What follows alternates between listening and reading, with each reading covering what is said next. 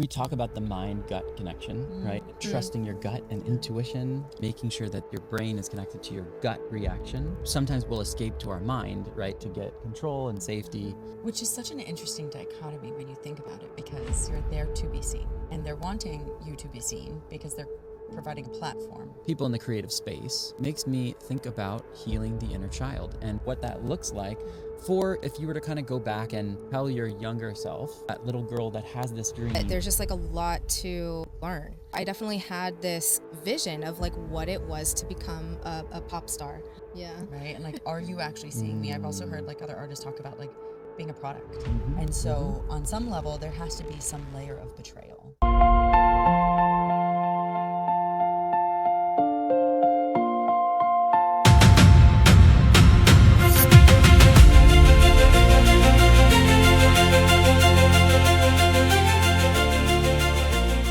So we are back, we are live.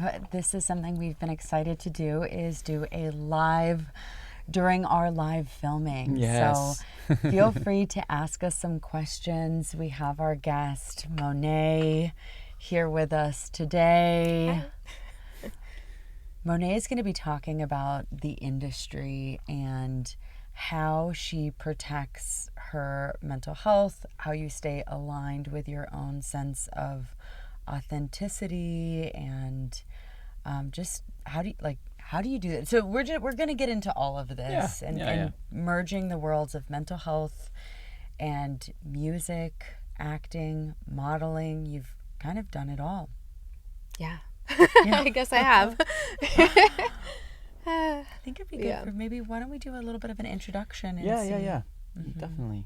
Do you want to just introduce yourself and talk about like what you've been doing in your career and how your mental health has come up and what you've been navigating? Sure. Well, geez, that's a lot to unpack. But just okay, so you wanted me to start with just who I am and just what I do. Yourself and okay, so my name's Monét Anaïs. I am a music artist. I am a writer, screenwriting, songwriting. I also now produce.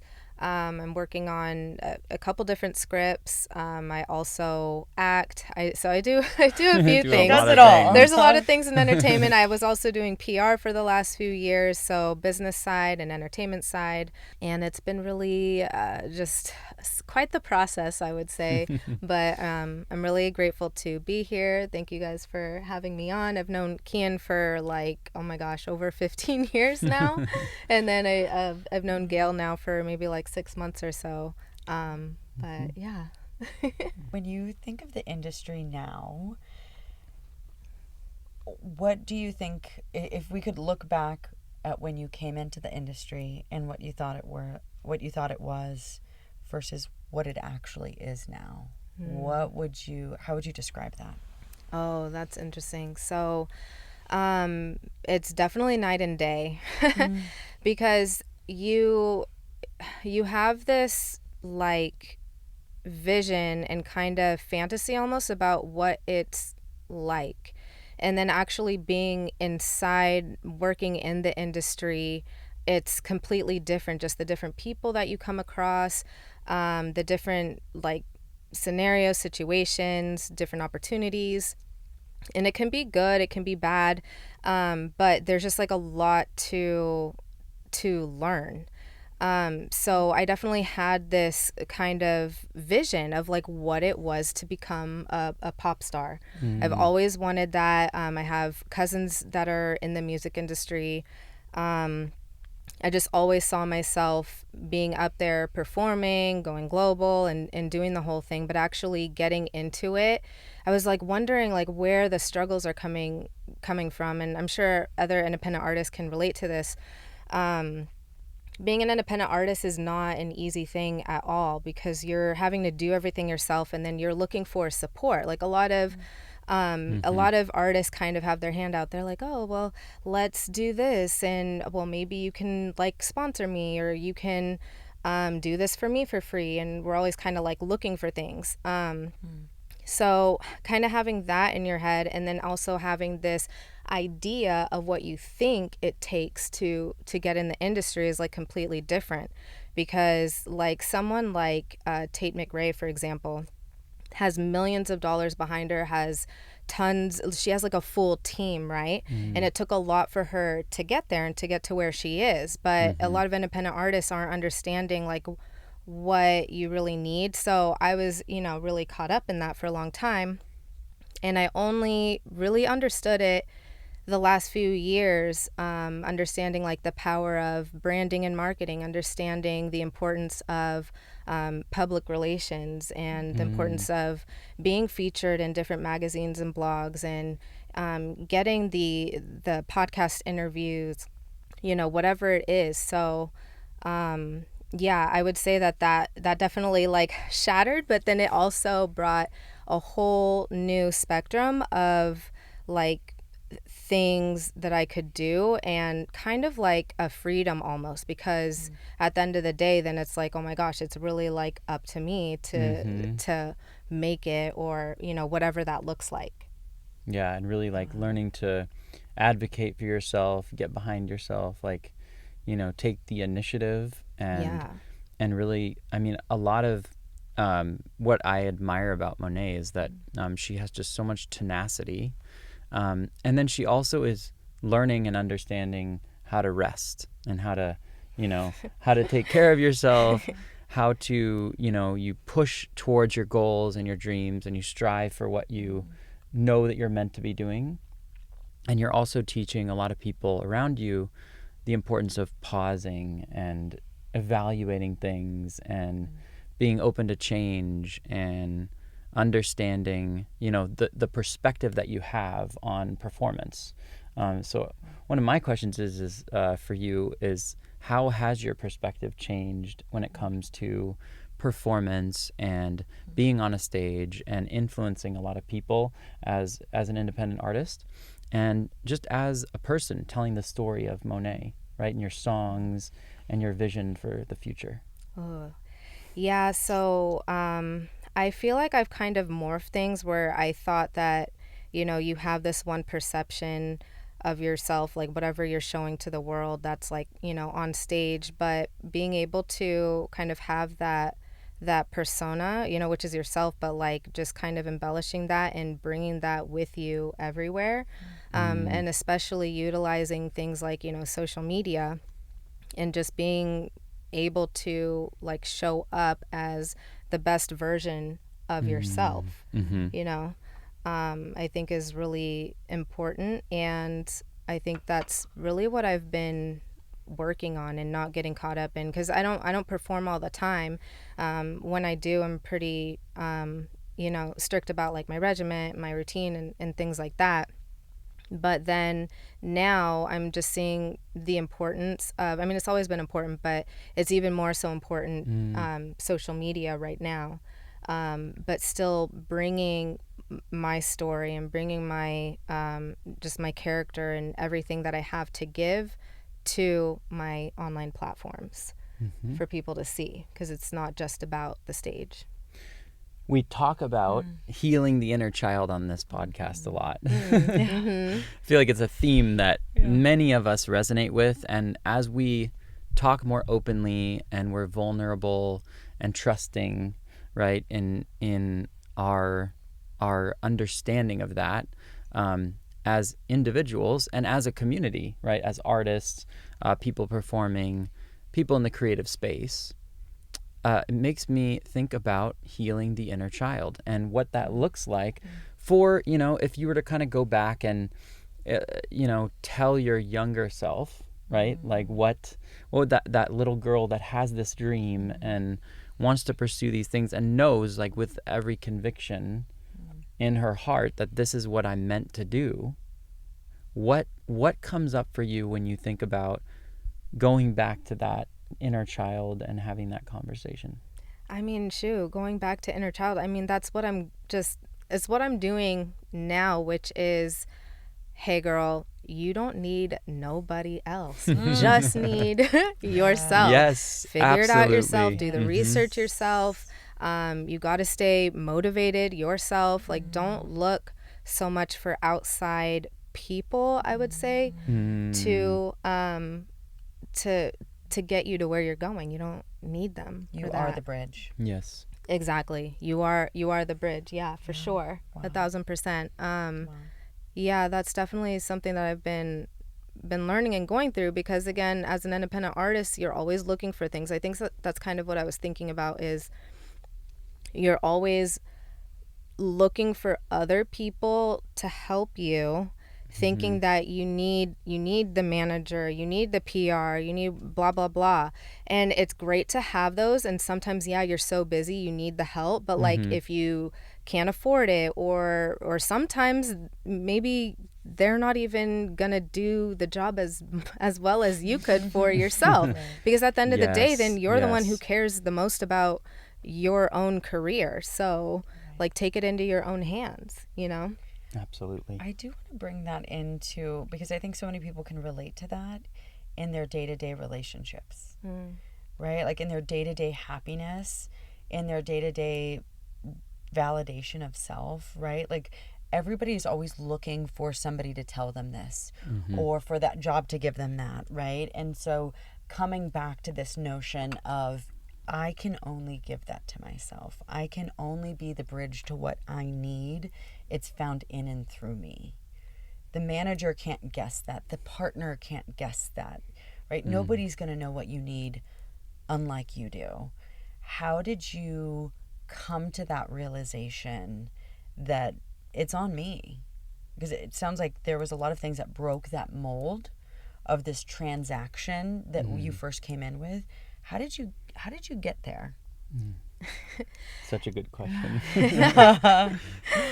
I would definitely say my ex helped me too. As any good ex does. Yeah. Helped to kind of break down those walls though, because I think living in that kind of fantasy, like I was that person looking for, you know, X, Y, and Z. And so that's why I'm like, okay, that's exactly what I would tell my inner child, because I was looking for not even necessarily like different people, but I'm like, oh, what can I get here? What am I doing here? And being able to break that. But he was able to kind of come in and move my mindset a little bit on that. But then it became another level after I started going through all these different experiences with people, and like going to these different events and having different clients, and just having those different experiences and opportunities. I was just kind of figuring it out. And I think also having moments where like I'm feeling very alone, having like this one lady who was supposed to manage me, and then I start releasing music, and all of a sudden I'm just like randomly dropped, no message, no nothing. You know, things like that will happen. And it's like, okay, so now I don't have a manager or anyone really like looking out for me. Fighting so for who else me. is going to do it? Yeah, exactly. And it is nice to have that feeling of like, oh, this person's going to bat for me and do the business deals for me. But really just, having to rely on yourself. And I'll also give a shout out to my friend Stage, because his mindset also over the past year has really like helped propel me in that way too, because he's also extremely independent. Like, so he's also an independent artist, but he's like very much self-made. Like started out on Skid Row in California like 10 years ago, and just built himself up. So being able to have him as a support system, and have like, you know, you guys and other people who are just very supportive, and make you feel like, damn, yeah, I can do this. Like, I don't, why would I need anybody else? I can manage myself and do whatever.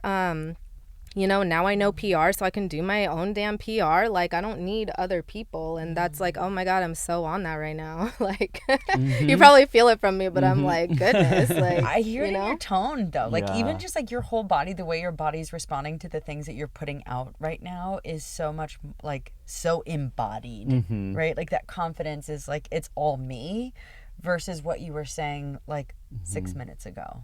Yeah. I think that's so cool to just see it It's like so really felt, come alive. right? Like somatic. Yeah. Definitely. Have you guys heard the song All Me by Drake? No. From fucking years ago. It's from so long ago, but he's like, came in, it's all me for real. Like, you know, he's love just talking that. about like it's up to me. It's up Yes. to me. Oh. Love Drake. I Shout have out to another Drake. Drop a couple other songs in here too. I'm Yeah. here for it.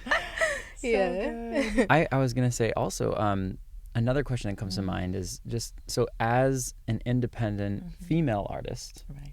and your identities that you hold, and navigating your life, how is that kind of played into your career, and also just understanding, the role that men play in the industry, and then how you are not, you're kind of in this place of really fighting for yourself, really vouching for yourself, and not needing someone outside of you, and what that journey has been like. Yeah. So there's tons of women in the industry, but it is still very much male dominated. So I've had several experiences of people just, how do I say this? So basically, I would say a lot of people can be very transactional. Yeah. So if they don't feel like they're, and it's fair to a certain extent, right? But as a female, they might not even care about getting money, but then what else do they want, right? They're trying to, get a little something extra. And so having to deal with that's like one part of it. There's also another part of it where it's like people don't even really like take you seriously. So having to really, I guess, promote yourself in that way, and make people take you seriously. And sometimes they just won't, but that's definitely like another big struggle that, I've had to work with. Yeah. Yeah. Which is such an interesting dichotomy when you think about it, because you're there to be seen, and they're wanting you to be seen because they're providing a platform, but will not actually see you. Yeah. Right? And like, are you actually seeing me? I've also heard like other artists talk about like being a product. Like, you are a product. And so that's some really interesting messaging that we're sending. And it is kind of like a double bind, a psychological double bind, in that like, okay, so you want me to be seen, but you don't want me to be seen for who I actually am. You want me to be seen for the way that you are going to package me and sell me. And so on some level, there has to be some layer of betrayal.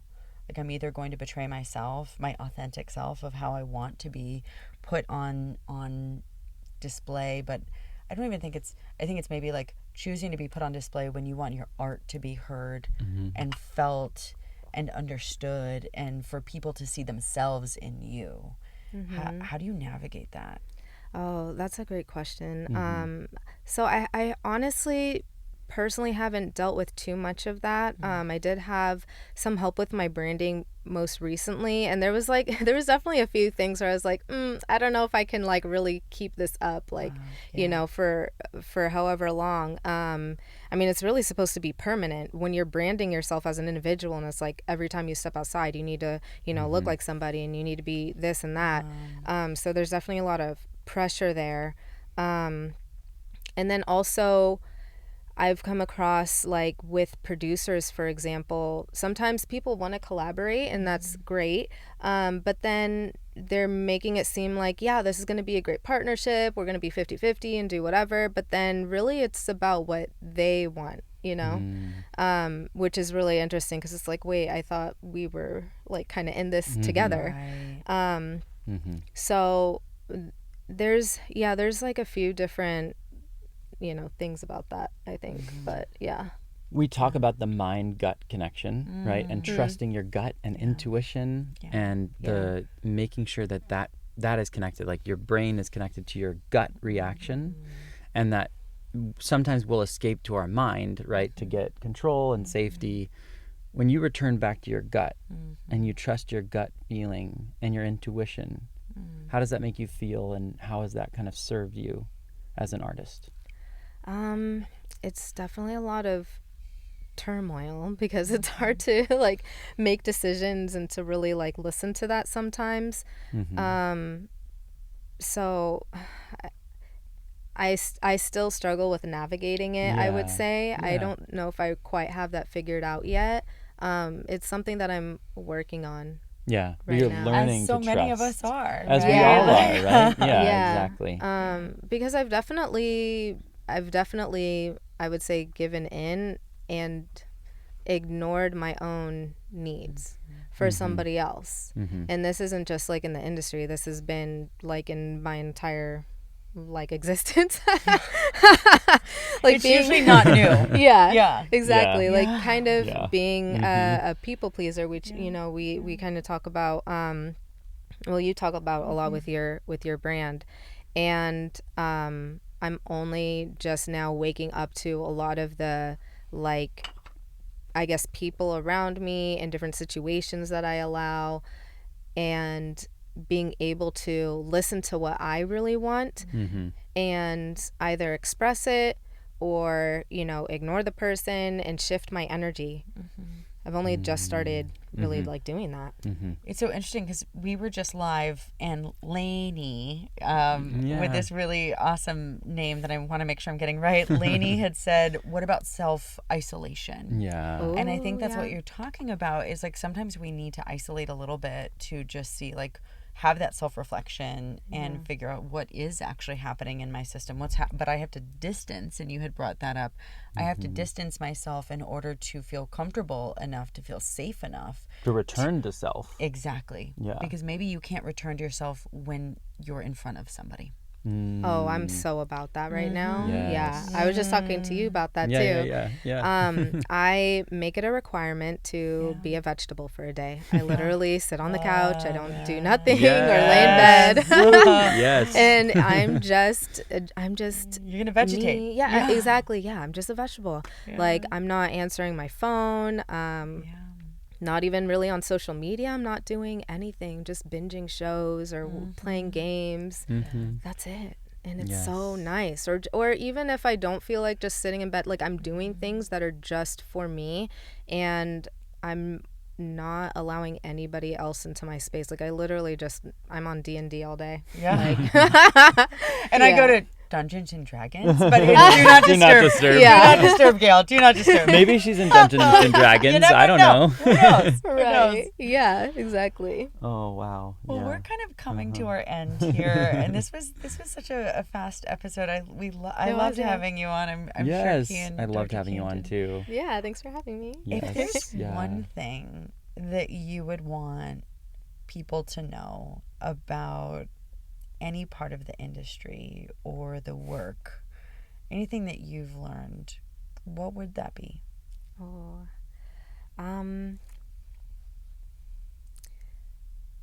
it would be keep the motivation. You have to be your own daily motivator, for sure.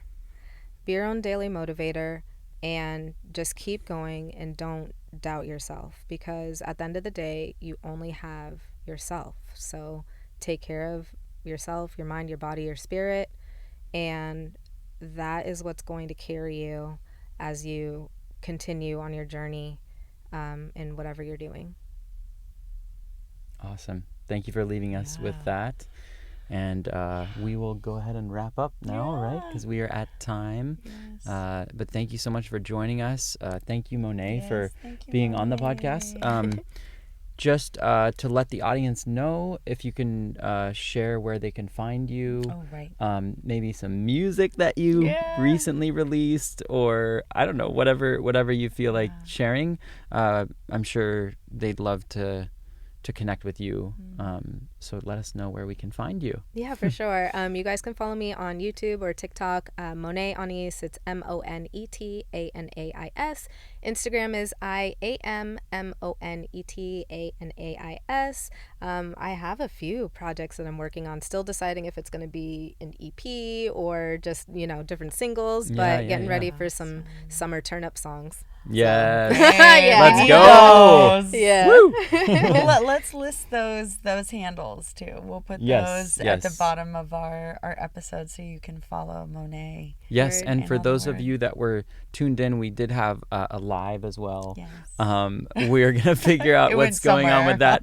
But any questions that you have, please comment down below, and Monét will respond. And you can also reach out to her directly on her Instagram. But if you're an aspiring artist, if you're an independent artist, if you're somebody in the creative space, we are here for you, and we want to have a dialogue. And there will be more coming, so stay tuned. Thanks for joining us today. Bye, y'all. Bye. Take care.